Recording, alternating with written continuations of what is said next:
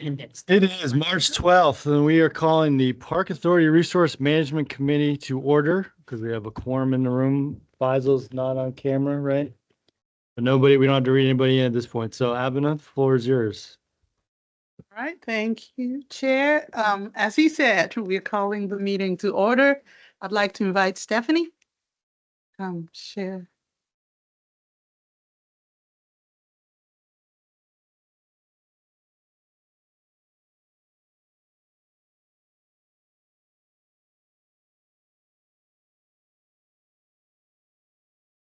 Thank you, everyone, for the opportunity to share updates on the Resident Curator Program this evening.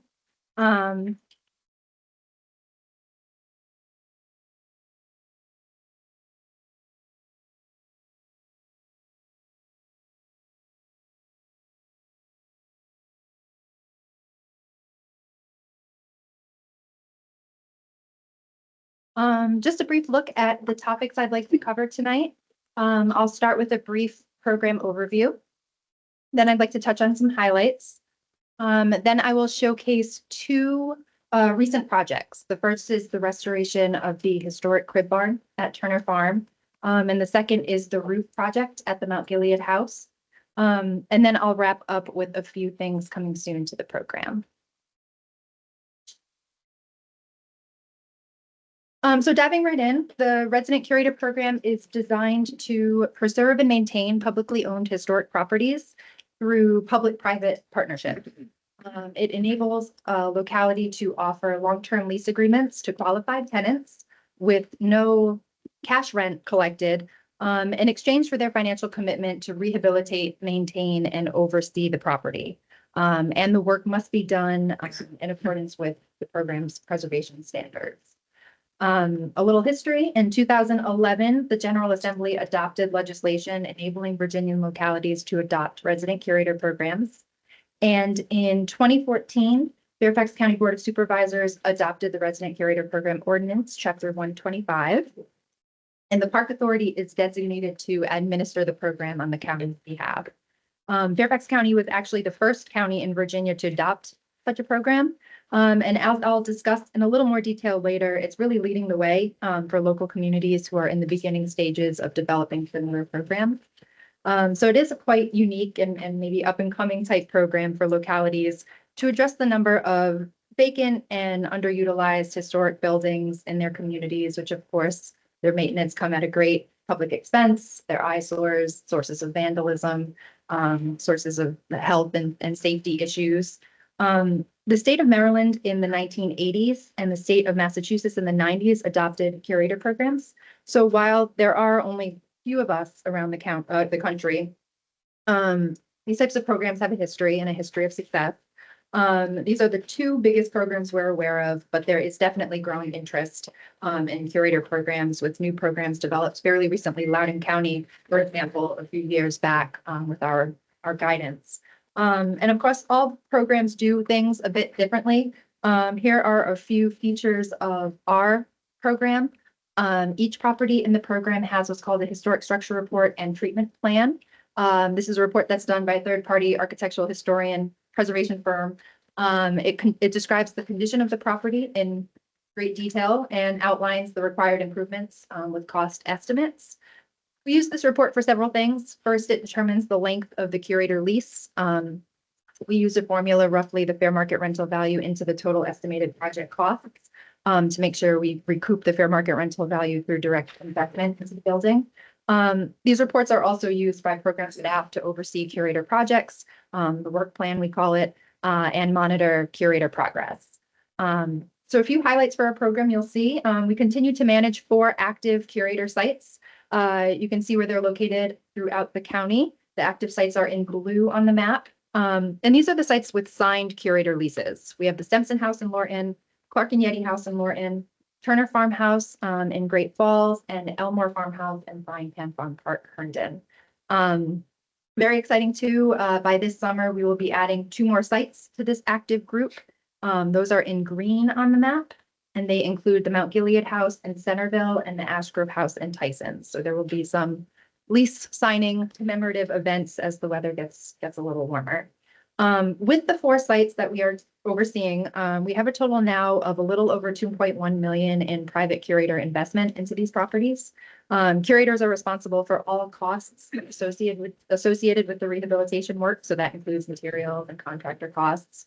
It also includes curator labor. We put an hourly rate during lease negotiations, and volunteer labor with an hourly rate depending on the skill that's being donated, so carpentry, painting, that sort of thing.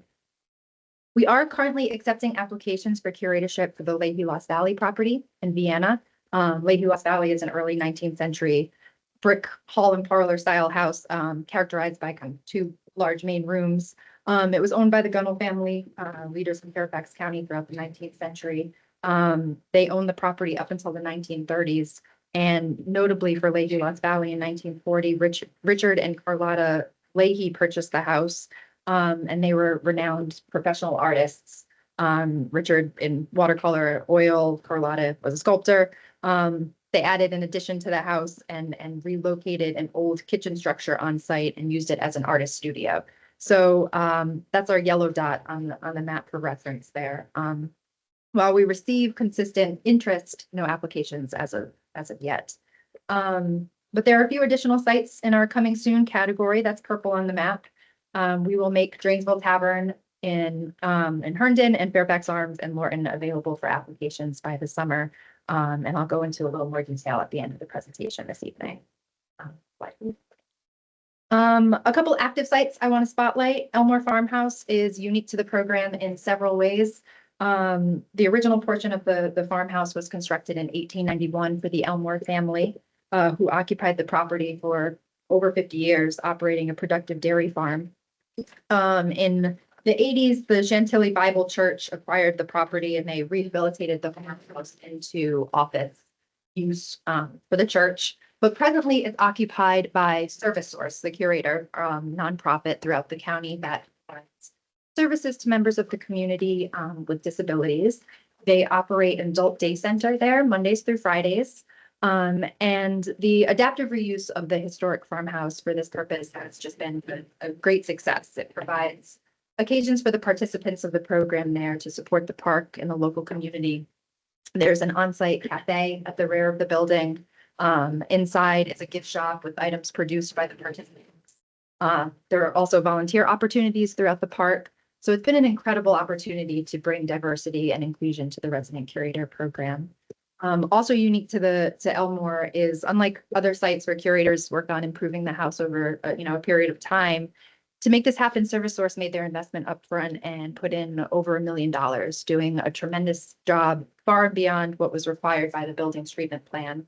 In fact, the contractors who carried out the work, Pisano Contractors, were nominated for Best in Preservation Award for the work they did at Elmore by the Northern Virginia chapter of the Commercial Real Estate Development Association. So if anyone's interested in seeing the building and learning more about the work that Service Source is doing there, they go above and beyond and offer weekly tour opportunities on Mondays and Thursdays, 10 a.m. to 2 p.m. When you go, you'll be provided the lovely site summary you see on the slide there. We worked closely with Park Authority's Creative Services team to develop that. So there are great opportunities to learn more about this site. I do want to jump briefly to the Stemson House in Lorton. This house was interesting history. It's part of the Occoquan Workhouse and Reformatory, later known as Lorton Prison, that was established by the U.S. government. And the prison system was notable for several reasons, incorporating progressive reform ideals, and also for its association with the women's suffrage movement. But this house was built in 1937. It was constructed as a prison officer residence, but was converted to security office use. It's worth mentioning here because it was the first house in the program. Its lease was signed in December of 2017, and it will be the first lease to expire in the program in August of 2026. The curator has done a great job and has invested close to $130,000 in improvements to the house, but with career changes, family obligations, there's no interest in considering extending a lease in any way. We do have the company we regularly use for treatment plans at the ready. Should we require an update to the treatment plan, that would include an evaluation of the kind of updated conditions and any additional work that might be needed that wasn't in the curator's scope of work. But the next step considerations will definitely include, should Park Authority staff require on-site location for offices or programming or any other needs related to the larger Laurel Hill Park system. The director's office and leadership will guide that process. Slide, please. Next, I'd like to touch on a few recent projects. First up is the restoration of the historic crib barn at Turner Farm. This structure is part of Turner Farm, which started operating as early as the late 19th century. Notable, Mark Turner inherited the property in the 1920s. He was a leader in local and statewide dairy farming. Currently, the property is occupied by the Turner Farmhouse Foundation. They're the curator. The principal of the nonprofit occupies the farmhouse as a residence, and then there are several outbuildings on the leased property. This includes a garage structure that the curator has entirely renovated for use as a retreat space. The Turner Farmhouse Foundation offers opportunities for retreats, specifically for bereavement and grieving, and they are hosted on site there. One of the structures on site is the crib barn, which I'd like to briefly discuss. This is an interesting project because it's a little different in nature of the project than we typically see for the program. There are several different approaches one can take when treating a historic property. There's strict preservation, which is retaining the existing form and materials of a building. The RCP typically is a rehabilitation program. Rehabilitation recognizes the need to make the building functional for long-term use. And so that might require sensitive upgrades, additions, alterations, depending on the intended use. Restoration is another approach, and that's what was taken for this structure here. This is the process of returning a structure to an earlier form as it appeared at a particularly significant period in history. Removing features from other periods, reconstructing features that were missing that were once there. And that's why I'd like to showcase this project tonight. Restoration was a suitable approach for this, given its intended continue farm use. And as you can see, it's a wood frame structure on a stone foundation there. There's a central passage, storage on either side and above. Based on the construction and building type, the structure is likely to have been built between 1890 and 1910. It had, as you can see, two side additions on the east and west. They were likely put into place in the early 2000s. And the problem with the structure was just the condition was quite poor. The stone foundation and even the main structural supports were just significantly deteriorated. And the structure had settled over time. So it was unsafe and not functional. And the recommendation from the treatment plan was full restoration. So the curator invested in this project a little over $100,000 over a period of about 5 months. Slide, please. And you can see the difference. Following the recommendations of the treatment plan, this work included removing the side additions, removing the modern siding, addressing the large modern window above the central bay there, salvaging all the materials as possible. You can see all of the siding that was salvaged and put on the east and west sides. You can see the new oak siding added to the front that they used to fit a new hay door opening on the second story there. And the curator will use this building for the storage of hay and farm equipment. So it truly was an extensive project that was undertaken, with care and review at each step of the way.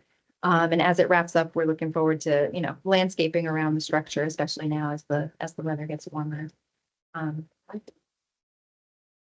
like to pivot to Mount Gilead.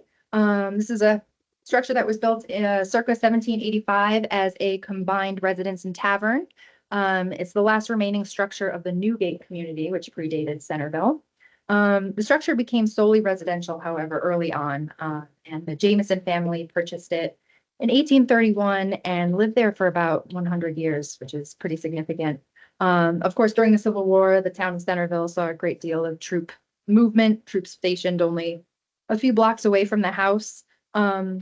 Of significance too for this house is 1935. The house was bought by Alvin Detweiler, who's credited really for saving it. It had fallen into disrepair by that time, and he undertook extensive renovation.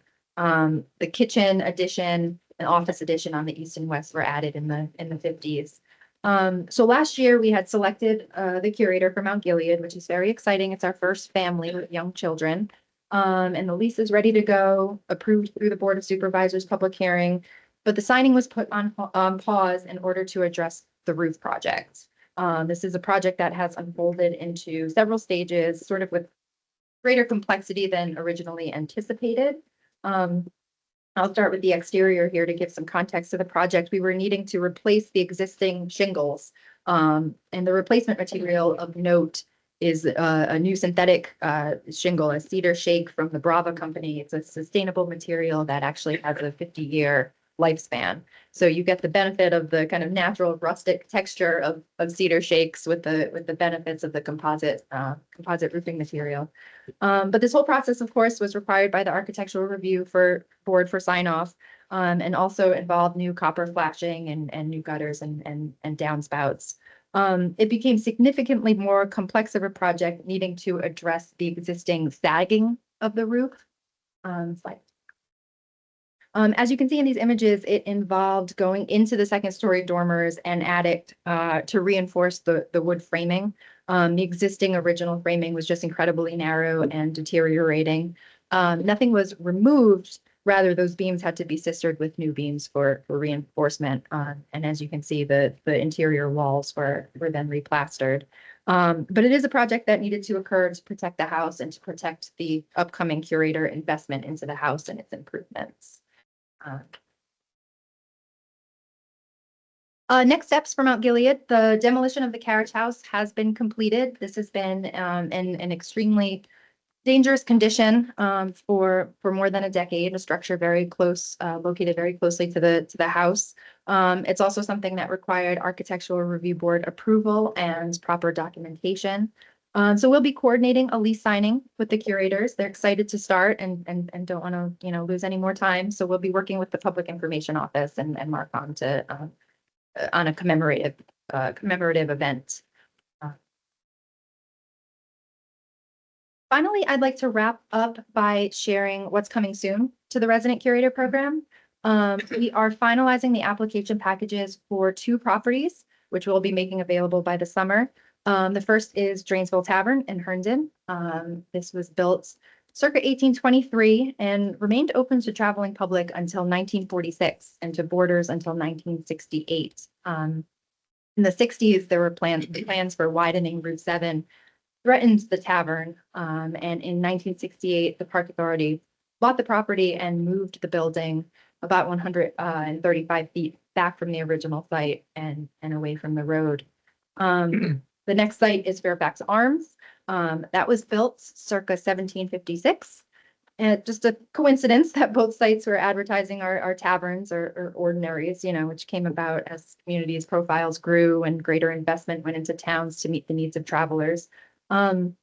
Although Fairfax Arms was used as a tavern only until the early 1800s when it became a residential dwelling. It is notable that George Washington, at the very least, passed by Fairfax Arms when in 1781 he led the Continental Army along King's Highway in the town of Old Colchester. So it could be a nice tie into the country's 250th anniversary, which is coming up. So we'll be aware of that going forward as we advertise. The pictures taken from standing in the middle of King's Highway. Yeah, that's right. So yes, our aim with these sites and as we continue to grow the program is to increase active sites by 2 each year. We continue to evaluate applicants on our established criteria, so proposed use, experience, proposed rehabilitation plan, public benefit. It is noteworthy that our processes and procedures continue to serve as a model for other localities more locally as they consider and begin similar programs. As I mentioned, we helped Loudoun County and most recently was contacted by a nonprofit in Kentucky. So there's a lot of interest in growing resident curator programs, but also nationally as we continue our to sharing our information via roundtable or other communications with more established programs like Massachusetts and Maryland, for example. We continue to strengthen our network with these similar programs. Recently, we were approached by the National Alliance for Preservation Commissions and asked to share our story with them. And so we're were published in one of their quarterly, 2023 quarterly issues of the Alliance Review Journal, you know, sharing the program and its successes. So just to conclude, curator programs, they offer a unique kind of appeal and solution to preserving historic buildings through public-private partnerships. So it's been exciting to not only be a part of that process, but also be informing that process as well. Thank you. Thank you. Questions this evening? Yeah. Okay. You go first. No, chairs and calling. I had nothing. Go ahead, Lily. So how many years have we been doing the residential curator program now? Milestone, about 10. It was adopted in 2014. Okay. The 10 years. And at this point, we've got 4 being used, 4 active sites. 4 right? active sites with 2 2 almost done to be 6. So we were doing a lot of learning. We obviously didn't do 2 a year for that period. But now that we've gotten better at it, that's what we anticipate doing going forward, is you mentioned 2 a year. And that should be, in your opinion, a pretty obtainable goal. Yes. Since now we know what to do and have done it several times. That's right. And we've sort of amended our process as well. We're keeping our applications live online instead of putting them up for an application period and then taking them down if we don't receive any. They're live on our website, available to anyone interested. And so that allows us to build. No offense intended. It has seemed a little slow. I guess I'm just old and impatient or something like that. But that 2 a year is a good goal. I think that's good. There was early on, I mean, our first lease was signed in basically 2018. If you think about it, it's December 2017. So yeah, the first 3 or so years of the program was dedicated to the program development and really getting it off the ground. And then of course, a couple of years with the COVID there, we won't talk about that. But yeah, if you do average it out, if you look at it as being kind of 6 or 7 years of active growth, you average about 1 a year. And now we're looking forward to doing 2 a year going forward. Thank you very much for all your hard work. And I know David has his nose in it a little bit too, so thank you, David. Yeah, Rick. Are any of these properties on the National Register of Historic Places? Is listed, contributing. No other that comes to mind. No, they were pretty much all safe because we couldn't pay to maintain them. And so without the resident curator program, we probably would have demolished all of them. Yeah, when the county, when we got together and actually developed the program, I think it's fair to say, Bill, since you threw me under the bus for this, that I had to serve on the committee. Sure. The county was looking to us to come up, one of the programs was looking to us to be the owner of it. We weren't out looking for it. No, we had one ambitious board member that pretty much ran this thing all the way through, Marie Reinsdorf. The reason I asked about that is because I wanted to know if any of the curators are eligible for historic preservation tax credit.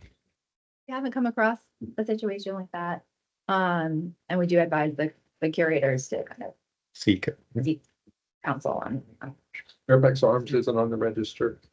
It has to be, I mean, I think this is a whole other conversation. So it has to be nominated by somebody and we wouldn't, I'm trying to say, Gotta be willing to. well, I don't know that we would nominate it ourselves because it's sort of like, my opinion, which is, I guess, both way.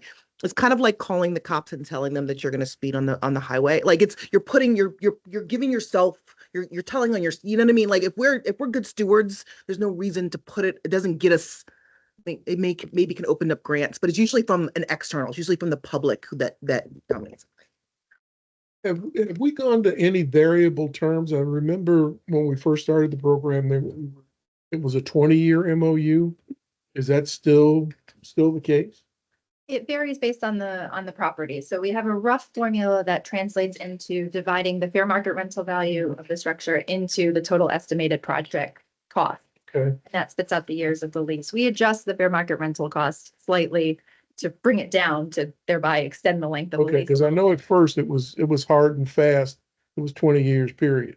So it varies. Yeah, we Okay. have anywhere between 10, we have a 29-year lease. That's the one. Right, we have okay. around. That's extensive, 12. Right. That's all the guy wanted.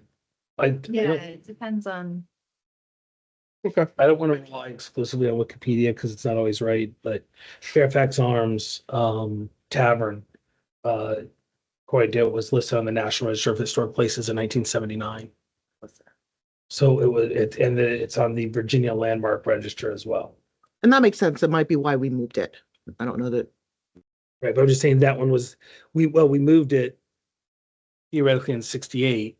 Are you What talking time about is it? Fairfax Oh, Arms we or? didn't know that. Tavern? Fairfax Arms Tavern, which is the ones you guys are talking about. Greensville Tavern Okay. in Fairfax, yeah, two separate. Yeah, well, Fairfax Arms. Is that not the one we were talking about? I thought it was. Okay, right. Well, Fairfax Arms is listed. Yeah, I just couldn't, I know the person that was across the street from that, and I just can't imagine that she would let that not be on the historic register. The great Google machine kept me from having to guess. Any other questions? Thank you, Stephanie. So much. Appreciate it. Thanks. Barring any other questions, we will adjourn the recess committee. You're up, Ken. Oh, Faisal's on. All right, Faisal joins, so we will read Faisal in before we go to the next committee. Virginia law authorizes the remote participation of board members provided that a policy exists to ensure that such remote participation is consistently administered. This board has approved policy 111. Any such remote attendance must be approved by the board as long as a physical quorum of the board is actually present. Voices of the remote participants are able to be heard by everyone in the room, and the remote participation comports with the policy. Verification that the remote participant's voice is clear, audible, and at an appropriate volume for the meeting room, and confirmation of their location. We only have one member participating remotely tonight, and that's Faisal Khan. Faisal, are you connected to this meeting remotely? Yes, I'm at my residence in Providence District. Thank you very much. I move that Mr. Khan's voice may be adequately heard from his location. Back when I second. All in favor? Aye. Any opposed? That motion carries. Pursuant to the Park Authority's Policy 111 for remote participation in public meetings, I move that Faisal Khan be permitted to participate remotely in this meeting because it comports with the policy we adopted and a physical quorum is present here at the Park Authority Boardroom, 9th floor, Harity Building. I second. All in favor? Aye. That motion passes, or excuse me, any opposed? That motion passes, and now we can get back, Ken, to your committee. You're still chair for one more day. Ken Quincy, I'll call the Planning and Development Committee to order. And time no see. Yes. Behind. Turn it over to you all. You all so much. Good evening. I'm Portia Bhattacharya, Division Director for Stewardship and Planning. Today, Andy Galusha, he is going to walk us through two examples actually of administrative plan amendments that we have. One is for Elk Lick Preserve, and the second one is for Poplar Ford. We have about 15 parks or so, which are fall under this category of categorized and diversified forest and meadowland. And what happens is for our natural resource staff, it creates a little bit of a problem with managing and restoration. So we wanted to make sure that we get all of these bifurcated and separated designations under one resource protection zone within a specific park, so that moving forward, it's easier for our natural resource folks to streamline their restoration efforts. So Andy is going to walk us through what the administrative amendments look like. Andy? Thank you, Portia. Good evening, everyone. Good evening. Speaking to. There we go. Thank you. And actually, I was hoping the slide would come up while Portia was speaking, but we'll deal with it. So this was requested by the Natural Resource Management Branch, and it helps with their management of the sites. by realigning the resource protection zones into one, and we're also going to add a couple parcels that we acquired to Elk Lick Preserve. And let's see, the rest of the changes are really minimal to these sites, and we're only increasing and clarifying our resource protection of both of these parks, which were acquired for that purpose. And we're not adding any new features, and none are warranted for these sites. If we can please click.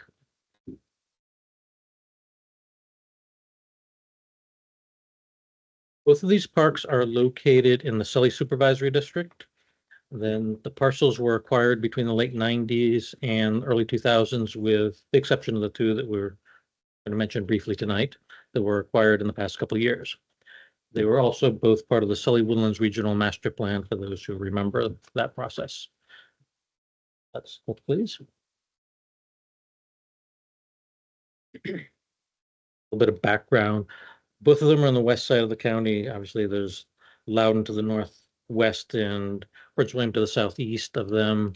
A lot of the land use around them is large lot residential, some other parks, mostly ours, as well as some private open space, lots of schools, some mixed use, and little industrial. And the biggie out there that probably everybody knows is Cox Farm, that's up to the center north in the picture there. And click, there we go.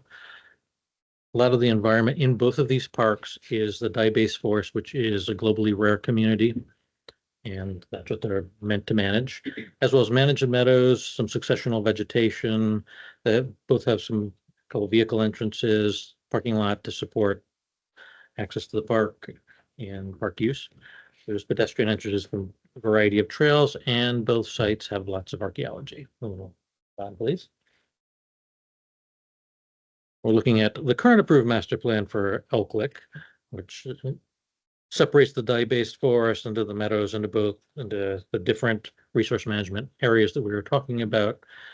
Also points out the parking lots and pedestrian entrances, trails, all the usual things we see in master plans and multiple management areas again, as well as the pink showing deed restrictions for Elk Lick. Those are state level designations that just saying, hey, this is natural forest area. And if we can please click. And moving along, we are changing it to one resource management area to allow John's group to manage the park better. He's not saying, hey, you got to manage this as a forest and that as a field, when current management practices say, well, maybe that one would be better served as another, and allowing them to do what they need to do to manage them as they see fit and as modern practices say you should. And also reducing the parking a little bit because we don't need a lot of parking out there, simplifying the master plans and updating the text accordingly. And if we click again, also looking at Poplar Ford, the only two differences between the two sites is the shape. Poplar Ford is long, skinny, and winding. The entrance is shown in the asterisk there. And Poplar Ford has a very special feature, which is a remote control airfield. We'll point that out in a moment. We can click again. Then that is the purple blob, and I did bring my pointer here so I can point to one of those. That doesn't show up on the screen. That one. I don't know if we'll give it a try. Oh, there. Yeah, there it is, that one. Yeah. So the remote control airport is operated for us by a user group. This is the only one that we have in the Park Authority. There is another one at the Lorton landfill that they also operate. So they maintain that site. They're a partner of ours. They have a member of understanding with us, and they also work with the natural resources. My recollection is that's for those large wing remote planes, right? Yep. And it's a remote control club. So they're flying models of varieties of sorts. Most of them are cool, historic looking planes. Some of them are more modern.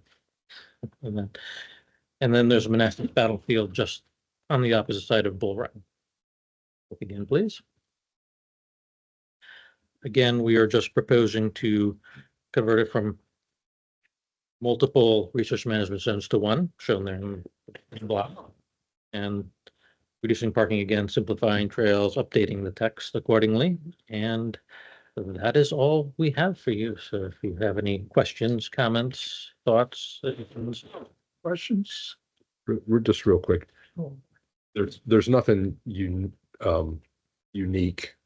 in either of the two sides that the other side would detract from or anything. They're very much the same. They're very similar. That's why we're doing it. Yeah. Okay.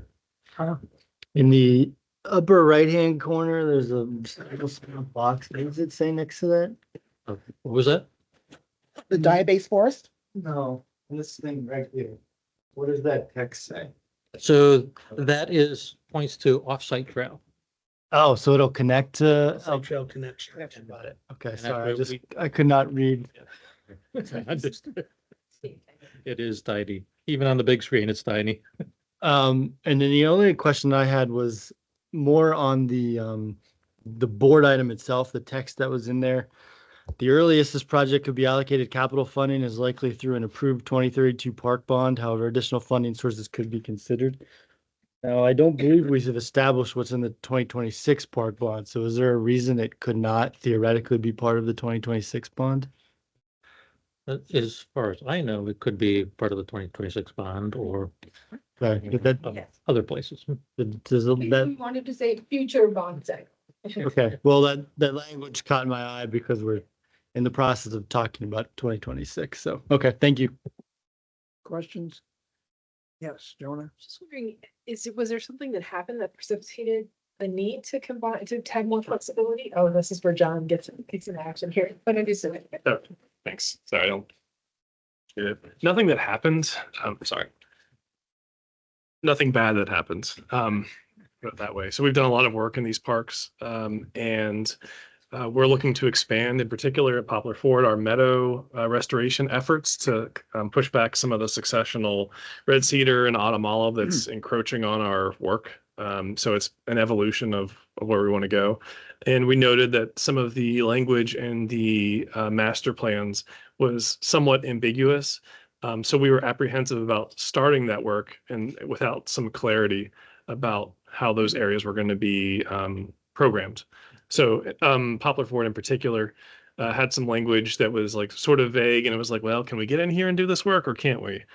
So that we wanted some clarity there. And also I think there was a new acquisition, if I'm not mistaken, of a new parcel that was captured in this administrative change as well, that more closely aligned with the character of Poplar Ford.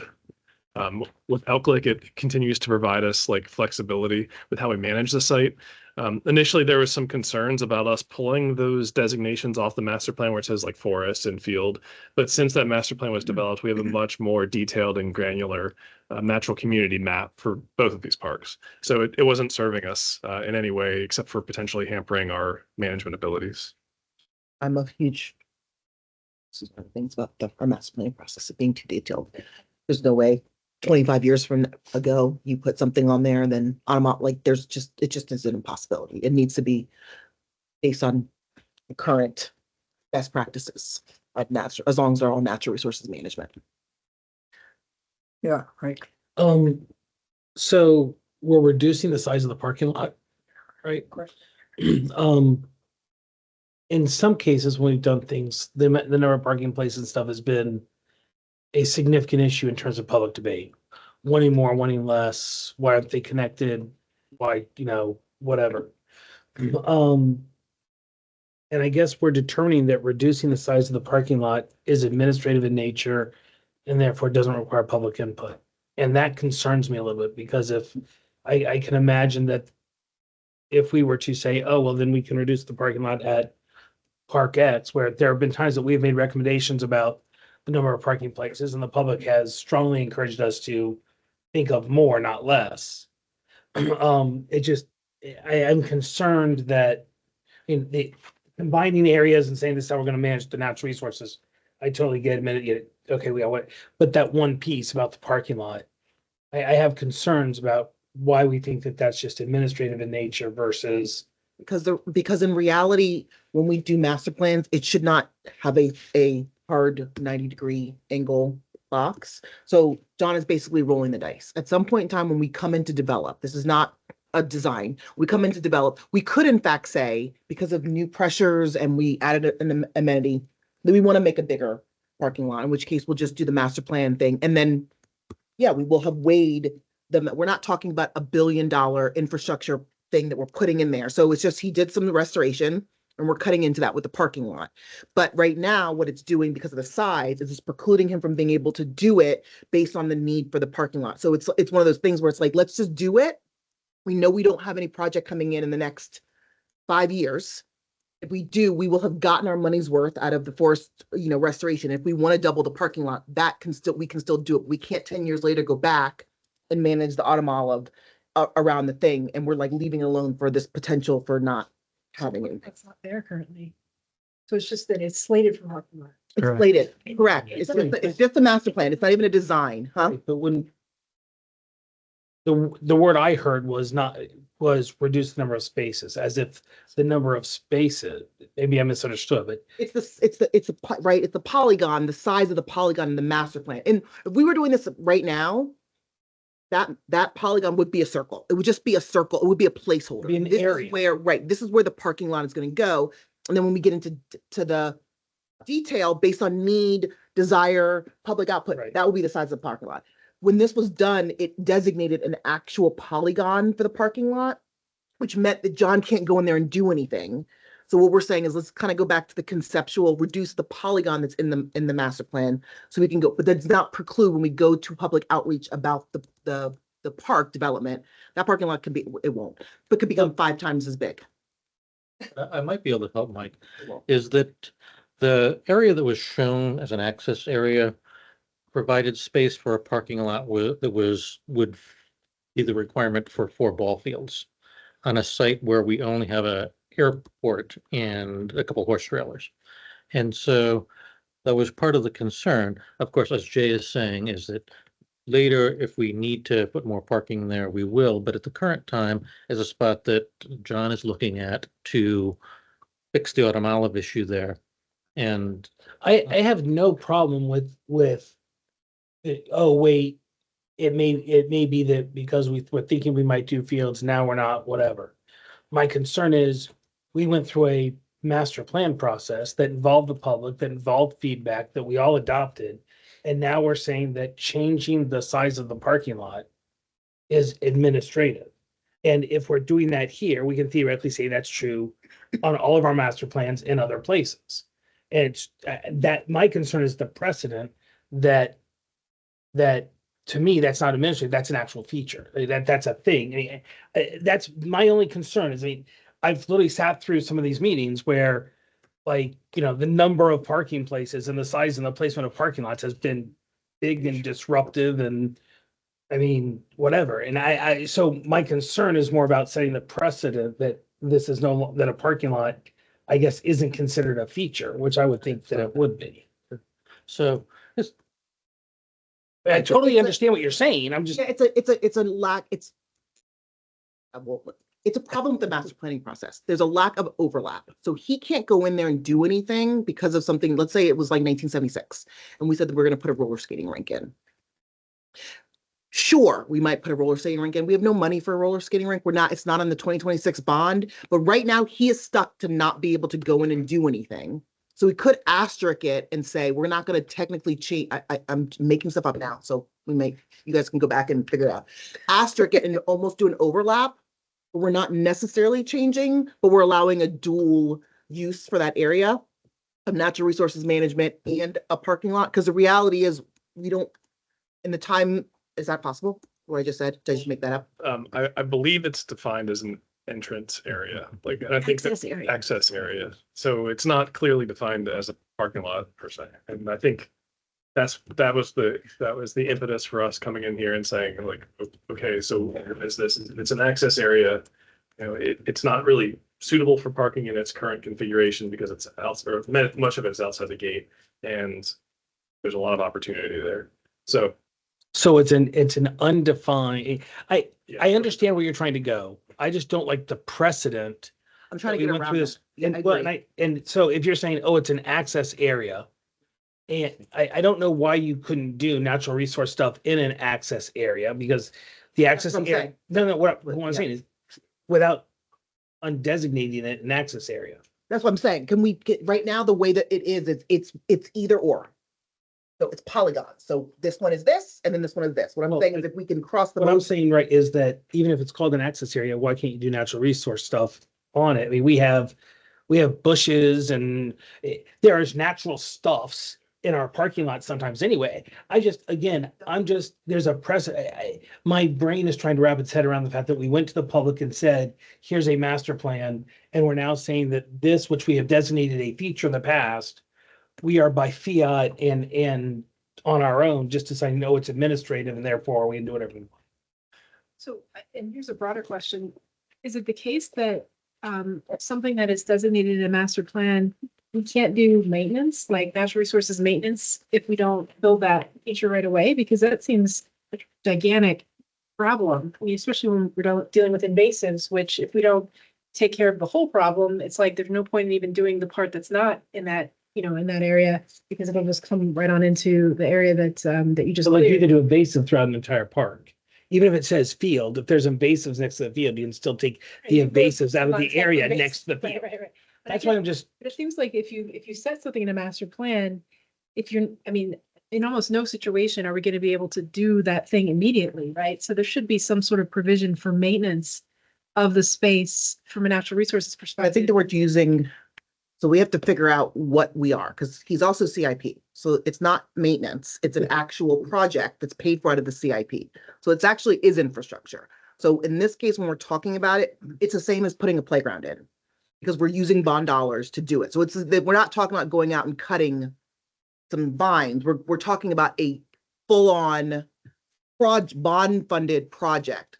I think that we can go back and look at whether or not the two things can coexist as two different things might solve the problem, as still having that polygon, then having something go on top of it, so that we can just solve which I think we you would want to be make sure able we're to do. using those CIP dollars and they can be both things at once. Hopefully this will be solved, because in the future, we're not going to do master plans like this. It's going to be a lot more bubble diagram, not so, because you Well, don't know what happens in 20. And I went through at Braddock Park, the issue where we actually had an area that was designated, it had to be miniature golf.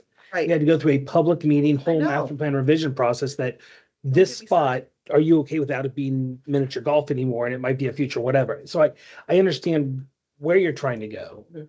I don't, it just seems that you can do the same thing without having to redesignate and then say, oh, wait. So let me ask this question so we don't have to come back possibly. I don't know if this is procedurally okay. If it's possible, can we change it if that overlap is possible? Can we make because this is a concurrence, what is this? Can we make the vote? Well, it's for not, the- it's not or on. is it informational because not of the. on it's the- informational.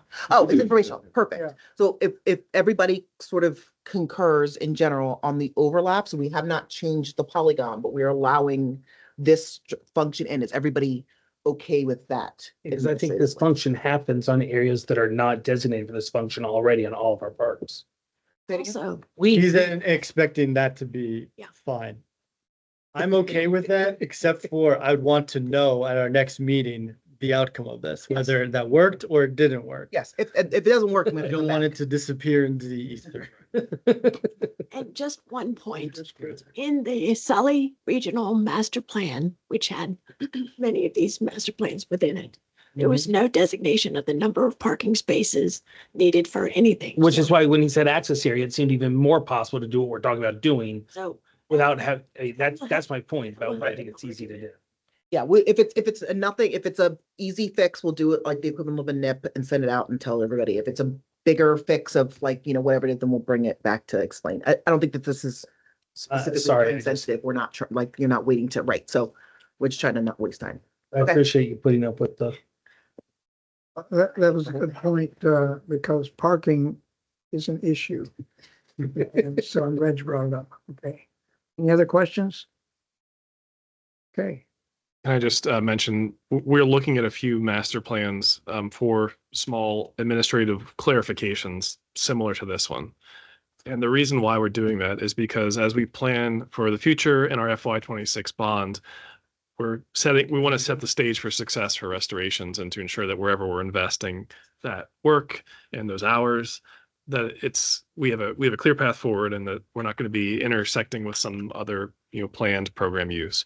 So the current use of this area, this access area, fundamentally is not really going to be changing from what it is now, except for that the habitat type is going to be changing, and we'll be investing in it, where as it stands now, it's, just left to grow. And honestly, in the future, we could get around in general by bringing the activity that we want to put over top of the parking area to here for approval, so that everybody's saying, yes, you should spend $1 million on this, so that when the parking lot thing comes up a month later, and we're like, we spent $1 million, who told you to spend $1 million? So that way we kind of set it up. If it's not, that might be a way around it, easier. Could do it.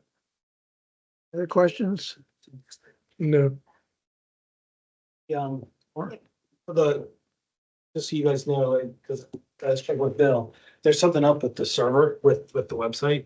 I'm scrolling to the second item. Yeah, every time I go to the second item, and his as well, it resets and blows up. And makes me go back, and takes me back to the top of the site on this page, so that the next item for this committee, I physically can't get to on Website? the website to be able to, just so you know, and I checked with Bill, so it's not just me. It's down there. You just gotta wait for it to load and No, scroll down. it's giving me, it's now giving me an error. Bumping you back. It's giving me an error and bumping me back to the top. And I believe it's there because I saw it at my office or whatever, but I'm just saying I can't now get to it. Yeah, because I know I saw it today, Okay. but I did have to scroll all the way through and wait for all the other stuff to load. So for this item, do we need to bring this back, or it's an NIP? We'll talk if we can do what I just said about the over thing, then we'll send like a equivalent of a nip telling everybody that we're gonna do that. If it's something that we need to actually do what we were saying and change it, we'll have to bring it back. We'll talk afterwards. Okay. Thank you. Thank you. Thank you. Next item. Capital improvement plan. And that will be Jay. Oh, Okay, okay. good afternoon. Well, go with me to, Do you want to come over here? yeah. Be official and all. Let's see what it looks like from this. No, I don't. Mhm. Good night. Okay. Okay, good evening. This is number 2 of our CIP bond strategies.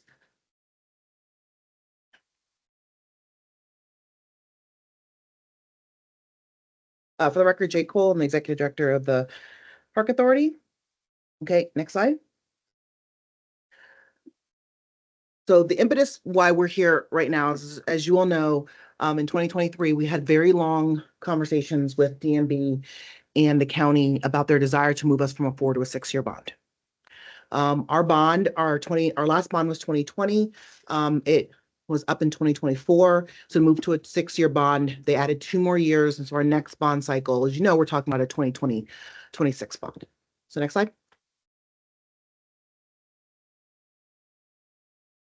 So what that means is I call this bridge funding. Right now, we are in no man's land for bond. We're not in 2020 bond. We're not in any bond. We are in the 2-year gap time to try to make it from a 4-year to a 6-year bond. Starting in 2026, we'll start our 6-year bond cycle, and our bond number will reflect a 6-year cycle. And so part of that conversation is the reason why the DMB and the county wanted to go from a 4 to a 6-year bond is other agencies and us were banking projects costs through multiple bond cycles in order to get the full cost paid. What that left was an unspent bond balance. So the end of the 2020 bond, 2024, we had an unspent, right now we currently have an unspent bond balance of 103.4 million. So the intent of DMB was for us to use that 103.4 million as this bridge funding to get us to spend it down so that we can enter the 2026 bond with as little bond dollars as possible, start the 2026 bond, the 180 million debt. And so with that $103 million, we need to bridge that 2024 to 2026 bond time, utilizing that unspent bond balance. And so to do that, we've created a strategic approach to determine what we can do with the unspent remaining bond dollars based on cash flow constraints, system needs, planning priorities, and available resources. Next slide. Okay, so that $103 million seems like a lot, but currently we have $77.3 million of projects in process. The big ones that includes would be Mount Vernon Rec Center, which we're opening in this coming spring, which they're going to expect to get the last checks from us. That'll be about $36.5 million. Down Terrace is it in the works? That's $1.2 million. Mount Vernon Woods Park that's starting construction. That's $3 million. Some improvements at Lake Accotink Park improvements, about $700 million. So we're about 40 some, 37, about 40 some, a little bit under $45 million worth of projects that are literally in process right now. So that takes us down to the next thing. So in the funded work plans, meaning projects that we have in site plan or ones that, I'm trying to think of examples. So we've started working on, and then we need to do, like we just heard about the resident curatorship program, and the next one to get those next two online. We had about $19.2 million of unspent bond balances currently in the work plans. We got that down to 15.2 million. So we reduced that by $4 million. Again, we're trying to be strategic and conservative we need as much money as possible to be able to do anything else for the next 2 years. So next slide, and this is how we did that. And so we had a realistic conversation about what we could realistically get done in the 2026 cycle. And those projects are on there. Within the cash flow, because we have that 103 million, but we still have our cash flow constraints. So we can only spend so much every single year. So we had to look at the cash flow. We look at the receipts that we have to pay out for Mount Vernon, with the receipts we have to pay out for Mount Vernon Woods and all those other projects, looked at how much is left, and then what realistically can we get done in that 2026 cycle. For the 2026 cycle, we projected our work plans based on, we talked to all the program section leads and said, what do you got in the works? What's going to fall apart? What do you realistically, conservatively need to finish it out? We looked at projects where we could use alternative funding. Can we use some rec center wellness money? Is there any other source of funding that we can use? Proffers, all of that stuff. What can we use so we can get that number down? And then without eliminating any specific board-approved projects that we were promising to get done, like specific, like to the point projects, we managed to get that down to 15.2 million. And that's some of the examples of where we found some, not found some dollars, but where we were able to realize, yes, unencumbered dollars, a lot in natural and cultural resources, park renovations and upgrades, et cetera. So that gets us $4 million. Next slide. Okay, never mind. You went back to where I wanted to be. Yeah. So that 77.3 plus the 15.2 million, that gets us, that takes up 92.5 million of the 103 million. It leaves us with 10.9 million remaining. And so next slide. What is that made up of? That's made up of the 4 million we just talked about that we saved. Plus we found 2.2 I use the word found. I don't mean found. It's not in my back pocket. We realized 2.2 million from completed project balances. So we closed out projects that were done. And in the past, we've kind of used that to, what else can we do around it? We closed them out and put them back into the kitty. And then there's $4.7 million of projects that are not fully funded. Next slide. So I'm going to refer you back to that beginning when we talked about the bridge funding guidelines, is we're no longer banking projects. So we still have projects on the books that were intended to be banked. We put sprinkle a little bit of money in the 2020 bond with the assumption that we'll do the rest of it in the 2026. What we're saying here is from here on out, every project that we do, the entire funding for that project needs to be in the bond. So the Camel Zones under the tent no longer works. We're going to do this. We're going to put a little bit of design money in there, and that, we're going to hold that money for the next thing. So all of those dollars need to be released. If there was not money for the full project implementation in between now and 2026, we needed to release those dollars. The next slide. And these are the 4 or 5 major ones. Actually, Barron Cameron doesn't really count. That's really a released, because we finished the site design. So that $85,000 is not extra, but is leftover money from the design for Barron Cameron. So these are the major projects that were not fully funded. The Herndon Middle School field upgrade design. That was funded for design only at about $500,000. The Laurel Hill Event Center, that was the original, if you remember the original naming of that program was 7 million for a $7 million project that never came to fruition. That's actually the two cricket fields, right? No, the Laurel Hill Event Center. So the Laurel Hill Event Center original money was $7 million, and that was for an event center on Laurel Hill. That project, so we've been using that 7 million for other stuff in Laurel Hill, but the only thing that was ever named in a bond was the Laurel Hill Event Center. There is nothing named in the 2020 bond. It was always that money. I don't think it's called an event center. It's not anymore. Originally, that's how we got the 7 million, is to fund an event wait. center. That was the. On the workhouse I'm sorry, South that- Campus. yeah, that was and maybe I'm just misunderstanding Sure. the universe. We, in our bond itself, Mhm. we don't approve specific projects. No.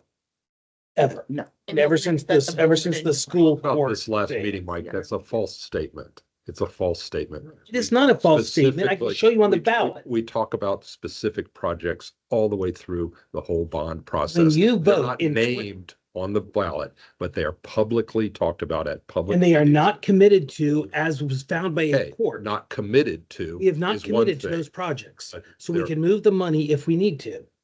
Yeah, we all agree on that, but to Right. say that we So- do not fund specific projects We is don't not an fund- entirely true. I'm going to statement. say it out loud that we don't fund specific projects, otherwise we'll be in violation of a court case that says that if we fund specific projects, those are the only things we can do.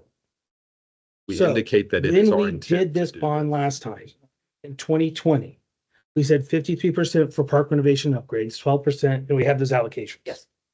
But it was a $100 million bond. Yes.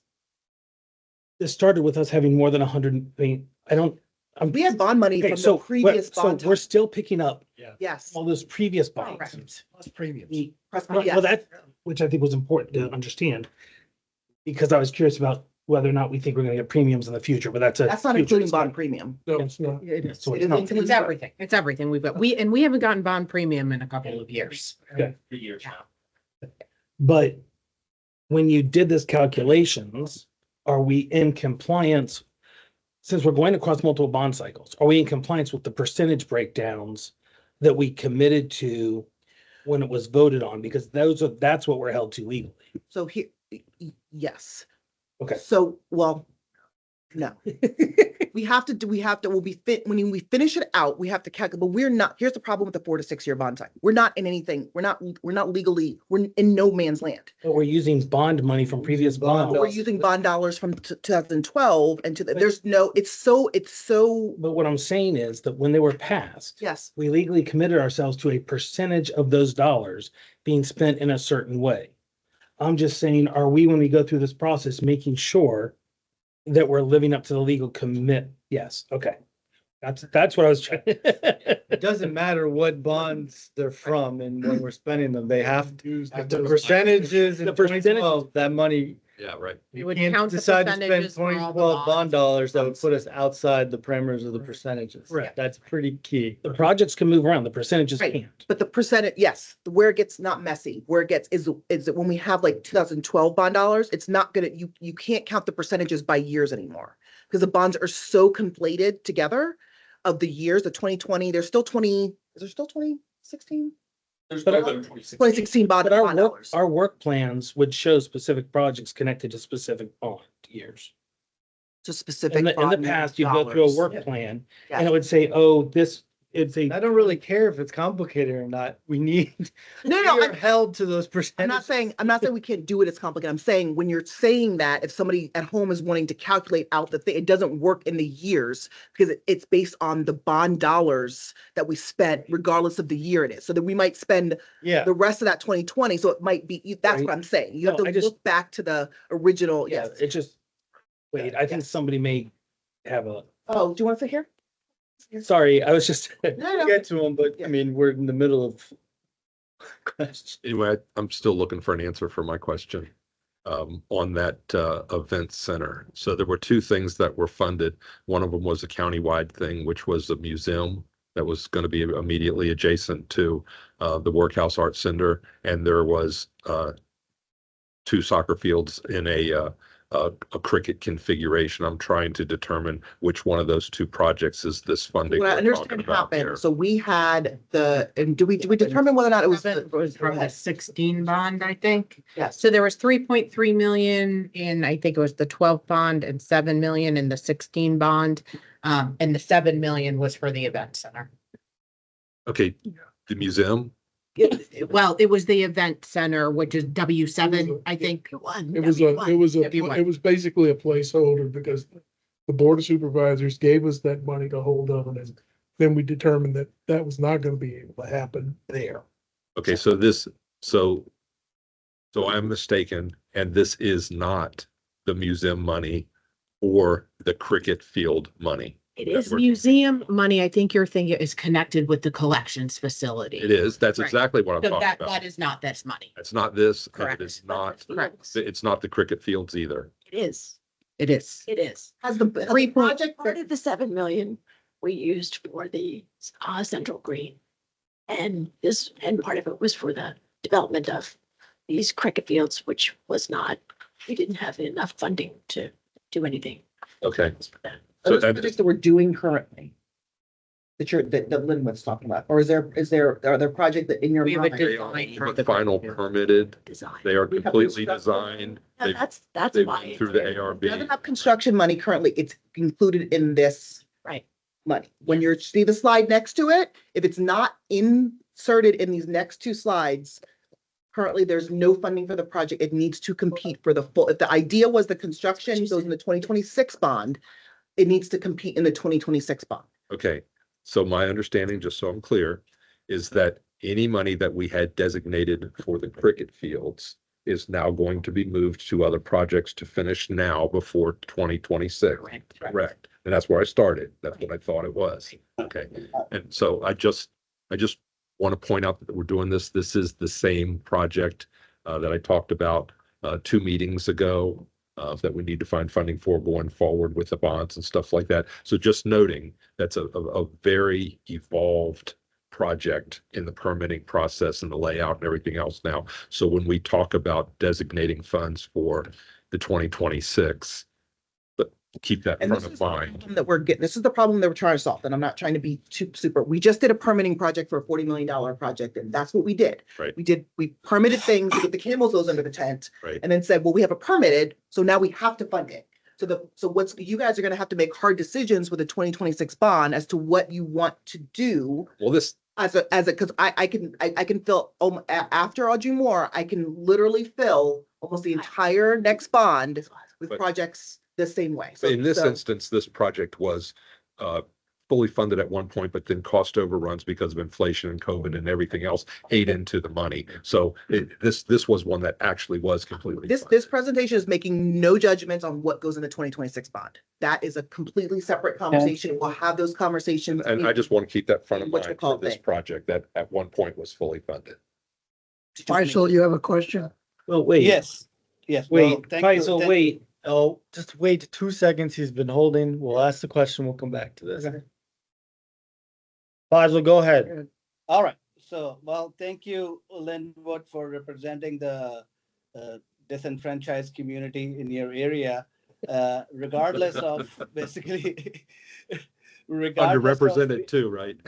Yes, but regardless of whatever technicalities we go into, the bottom line is that the residents and the constituents ask simple questions. They don't care, and they don't need to know all the nitty-gritties. They ask when and where, basically. And we can understand there's a certain constraints and budgetary limitations, and we have to be sensitive as that. And so I agree with Linwood's question that at least there has to be some clarity that nobody's saying that, oh, you must do this now, or this has to be done, or change the priorities. All I am getting from him, and I kind of agree with it, that at least there has to be some clarity. If something for the right reasons we are not doing right now, but at least we should be able to go back to the constituents and tell them that, hey, you know what, it's going to be a while or whatever, and we are prioritizing things. That's all there is, basically. And we So are still that- not forgetting you. So that is a 2026 bond conversation. The only project that we have voted, that this body has voted on, that we pretty much know is in the 2026 bond is Audrey Moore. Everything else is a complete, that's the answer I'm giving everybody. It's come testify, it's part of the 2026 bond conversation. It's all part of the 2026 bond conversation. I've just, Thank you, Jay. my only point for tonight is, and I'm sorry to have taken so long to make it, is just remember this when I talk about it, when we talk about the 2026 bond. We talked about the rest of the health and wellness stuff. Get in line. It starts at my office door. We've got some long meetings. If I could just add to this, Michael Peter, Division Director for Administration, to what Chairman Stone and Mr. Thompson were saying, we have carefully tracked all the referendum percentages. So even though you may not see it here, everything that comes out on the other end will still reflect those. So we add it all up, and they're very similar, each year, but we've made sure everything matches. I just want up. to make sure these programs all met the percentage. Yeah, absolutely. Thank you, Mike, for that. Okay, so, again, Herndon Middle School field upgrade design, we're gonna talk about that in a second. Laurel Hill Event Center, we just talked about that. Baron Cameron Park, there was about $85,000 left in design. Riverbend Park Visitor Center design, about 200,000, and then Langley Forks, about 2.2, for a total of 4.7. Now, I don't know if this is, so what we did, before I show you the next slide, is we're trying to get away from the whole idea that, that money is tied to a place, that it's like the back pocket money, and then I'm just gonna spend it on my whatever thing. But understanding still that we did, with those conversations, with those projects, we are talking to the community about what we're doing. So we tried to tie that movement of that 4.7 as closely to each district as possible. So we didn't take all your money or all the money here and put it all over in Springfield district. We didn't take so keep that in mind when we look. Okay, next slide. Okay. Yes, ma'am. So just to be clear, the consideration side is saying these are the reasons why we are moving these projects out of So the go bucket. back to the thing. So the projects that are on that list there isn't, in that 103, we only have $10 million left. Right. That's not enough to do. Baron Cameron Park is 45 million, because we can't get the whole thing in. We can't hold any more money for Baron Cameron because we're not banking. You're cleaning it up. That needs to clean up. Okay. Langley Forks has got not issues. We've been doing the yeoman's job at Langley Forks of doing, but it's got real estate considerations. It's going to take about 12 months to rectify, to be able to do anything. By the time you rectify that, we're not going to be able to spend the $2.2 million at Langley Forks before the end of the 2026, beginning of 2026 bond. Riverbend, same thing. That is a drop in the bucket to how much the actual thing is going to cost. So what we're saying is Riverbend could absolutely, you all could vote, and Riverbend could be the first, well, the second, because Audrey Moore's already going. The second project happening in the 2026 bond, at which point, in addition to the construction costs, we will need to add $200,000 for design. So we just have to put the full funding of the project in the next bond. Herndon Middle School field upgrade could possibly happen. We have to add to whatever it was, $500,000 for design. We need to be putting the full project in there. Since the full project couldn't be spent before 2026, we had to, because we have a lot of needs. So next slide. So this is some of the, sure. Before you talk about a specific thing, somewhere in here, I lost $15 million. 103 million is the total number. Go back again. 77 is in progress. That gives us 26. You're saying we've got 10. 77 plus 15, is that 19.2? Okay, so this is the 15 that I missed. What is this? So 15, go back one more. Go back one more. Okay, so 19.2, we had 77 million in projects that we're paying checks for. Yep. Then we had 19.2 in work plan projects. So we went through, we were able to reduce that by 4 million. Right. So at some point in the near future, this 15.2 is going to get added to the It 77. is, next slide. So the next slide, Okay. next slide. Now I'm good. Now Now I we are understand. That was the 15.2. 15 million I lost, and now All we're talking about now, because of the work plan, is the 10.9. Yep, between 92 and a half and 103.4. Yep, okay, cool, thank you. Good, forward. Okay, so here's where we're at. Plan lifecycle replacement, that you'll hear me refer to as PLAR for that's our deferred maintenance. And we all know that we are in the hole for deferred maintenance. So this proposal, and we, generally speaking, when we're looking at the cash flow, we have to keep, it's the same thing as having your money for your pipes and your kitchen tiles and whatever it is. We need every year to be allocating money for deferred maintenance. It's things break, the fence post, the playground replacement, that kind of thing. So in here for that 10.9, we're proposing the $5.9 million for planned life cycle replacement. Of that money, that some facility projects, we have a lot of deferred maintenance and rec centers. That's roughly speaking, these numbers are roughly speaking what we're spending now on a yearly basis. This is not like a huge, amount. Playground replacements, 1.3 million. Here's where we're talking about those balances. So the rest of North Playground, because of the EDA and the multiple levels, it needs about $200,000 more in construction. So we're going to use 83 of that Baron Cameron balance. That's what I mean about trying to keep it within the relative family. And then there's some additional trail projects. Most of that is MLK Trail. To get that, there was a couple more additions to the program of requirements for the MLK Trail, including trying to get access to water and kayak launching. And so we want to get that project done. So we need about $350,000 more to get that project. So we're proposing to add about $350,000 to trails. Right now, in the future CIP work sessions, one of the things we're working on are those categories. And we've been having meetings with all of our project leads to be talking about specific categories. So today we had our playgrounds conversation, and we've had picnic shelter conversations, and all of the sort of categories.